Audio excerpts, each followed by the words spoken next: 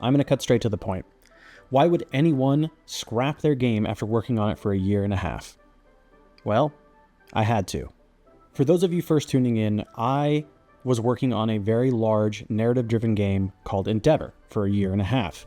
It was a roguelike RPG set in a Civil War universe where you hack and slash your way to solve a mystery about why a town was being attacked by this gang and the mysterious happenings around it. I came to a realization several months ago in that I was spending way too much time on nuance. And by nuance, I mean, like, is an animation working perfectly? Is this system functioning the way that I want to? Is this other system that I'm building to tack on to this other procedural system working the way it should to? And I had this like grand epiphany in that I was building a game that was too big for its britches. I'm building a game that has a scope way bigger than I have any right to be approaching. Now, in my head, when I started that project, the scope was incredibly manageable to me. I was like, procedural dungeon system? Easy. I've built that before. Attack combat system? There's a million tutorials on YouTube, but I also already know how to make that generally, so that should be no big deal. Oh, and then I have this idea for a gambling system. That sounds awesome. We're going to tack that on. And before I knew it, this whole thing, despite the like microscope things that I had added to the game, began to add up. And to get anything done in the game just felt like this huge, massive undertaking, because although I was working on something simple, it had to communicate with all of the other simple things in a way that made the game function and work. And I was at a point where the demo was playable, by the way. There's an entire first dungeon you can play with enemies you can fight and all sorts of things. But alas, like I have said, I've come to the conclusion that the game is just too big for its britches, and I'm soft rebooting the game. If you want to take away from all of this, we'll say that ambition is good, but unchecked scope can destroy your momentum. And that's kind of what's happened.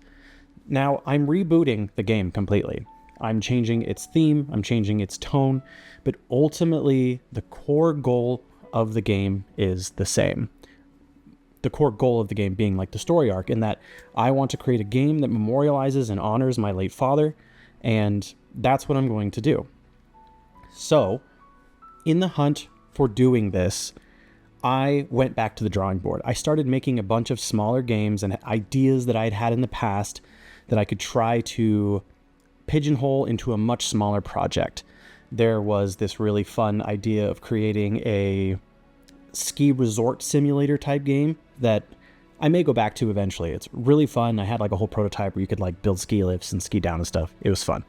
There was a bunch of other little short RPG style mini games that I made, but ultimately what I came to the conclusion of is that for myself to successfully build this game, I need to be able to easily create every part of it, and it should not be incredibly complex. The reason that's important is because, like I said before, in these games, systems communicate with one another. That's just the nature of video games. So like you have a health system, an upgrade system, a procedural dungeon system that's like all connected, and how do you upgrade yourself and how do you make it fun? And I need to tone that down a ton. And I'm going to call this just learning from experience, and I'm sure there's a million other devs that are going to go into this comment section eventually and be like, ha, been there before.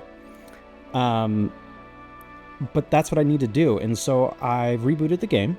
I'm simplifying it way down. It's not going to be a roguelike. It will be a linear story-driven RPG, and the core mechanics of the game will probably, in my hopes, take 2 to 4 hours to complete. So a much, much, much smaller game.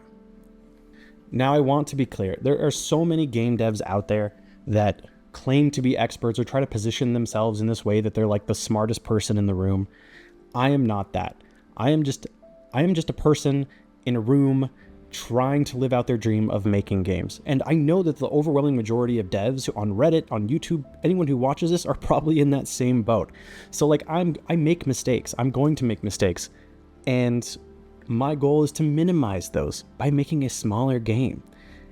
And I had to convince myself that like I don't need to make the best game in the world, especially since it's my first game. I just need to make a game that passes the bar, my personal bar that I'm setting for myself. So that's what I'm gonna do. The other thing I want to do is like every video I've made in the past has been incredibly scripted. Like I spend so much time writing a script out, recording it, making it sound like I'm incredibly put together. But instead, I think it's much better for everyone and even myself if I just keep it off the cuff like this and kind of come at it honestly. So yeah, here's where the new game is. And as of writing this, it's 11 hours completed. I have a very basic combat system, movement system in place, and I'm not going to make it more complex.